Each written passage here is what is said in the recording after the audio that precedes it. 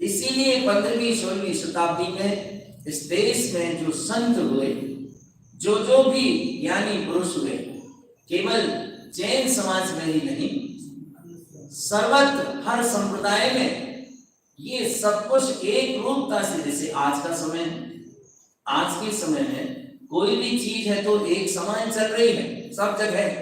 धर्म का उद्भव भी है, विकास भी है और विनाश भी है। भौतिक व्यवस्थाओं का एक समान सदुपयोग है। जो भी चीज होती है लगभग एक से समान रूप से हर उसमें चलती है।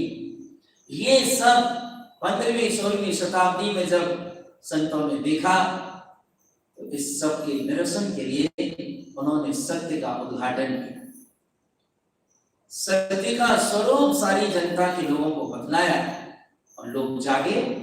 इसलिए ही 16वीं शताब्दी को आज भी भारतीय संस्कृति में संत युग के नाम से जाना जाता है। आज भी पूरा भारत 16वीं शताब्दी को संत युग के नाम से जानता है, क्योंकि केवल कारण स्वामी ही नहीं, श्वेतांबर समाज में लोकाचार्य, कबीरदास, मीराबाई, रामानुज आदि कितने कितने संत हुए जिन्होंने अध्यात्म का शंखनाद किया। हर प्रांत में, फिर वो पंजाब हो, बिहार हो, उत्तर भारत हो, मध्य भारत हो, जहां जहां भी हर संत ने अध्यात्म का शंखनाद किया। कारण स्वामी उसी समय की देन, ये दिगंबर परंपरा में हुए और अध्यात्म को इन्होंने उस क्रिया कांड आडंबर के प्रतिरूप स्पष्ट किया। ये जो चलन चल रहा है कि आचार्य कारण स्वामी ने मंदिर और दूसरी जो मूर्ति आदि की तोड़ फोड़ की स्थितियां चल रही थी, उनको सुरक्षित करने के लिए, उन्हें बचाने के लिए कारण पंथ का प्रचलन किया, ऐसा कहा जा रहा है।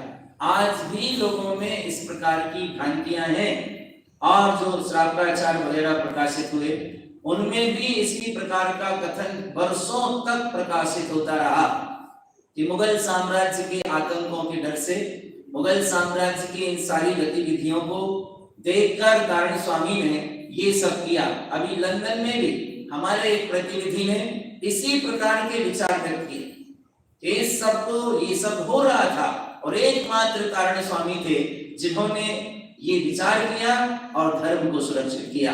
ये सब भ्रांति,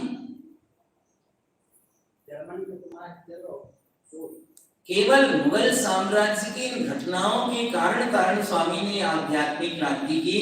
मुझे आपसे पूछना है, क्या कोई क्रांतिकारी संत किसी भय से कोई इतनी बड़ी क्रांति करेगा? किसी भय से इतना बड़ा काम होगा? दूसरी बात कि आप अपनी परंपरा को बचाने के लिए एक क्रांतिकारी कदम उठाएं तो क्या आपको जहर दे देंगे?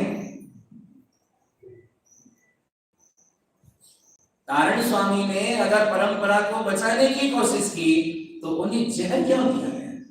उन्हें नदी में डुबाकर खत्म करने की स्थिति क्यों बनाई? उनके ऊपर प्राण घातक हमले क्यों किए गए?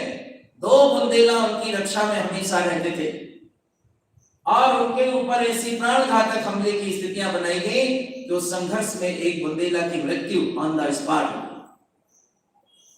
ऐसा क्यों? अगर हमारा बेटा हमारे घर की रक्षा कर रहा है तो हमें उसके साथ ऐसा सब करना चाहिए। ये सब चीजें समझने के विषय हैं। कारण स्वामी ने कोई मुगल साम्राज्य के भय से या ये सारी चीजें जो हो रही थी, मंदिर आदि की तोड़फोड़, इनके कारण कोई कारण पंथ की क्रांति नहीं की। उन्होंने अध्यात्म का जागरण किया।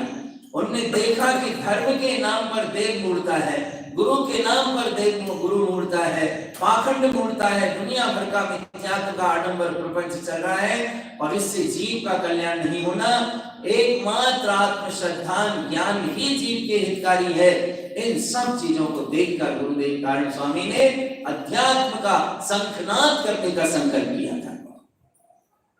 ये यथार्थता है।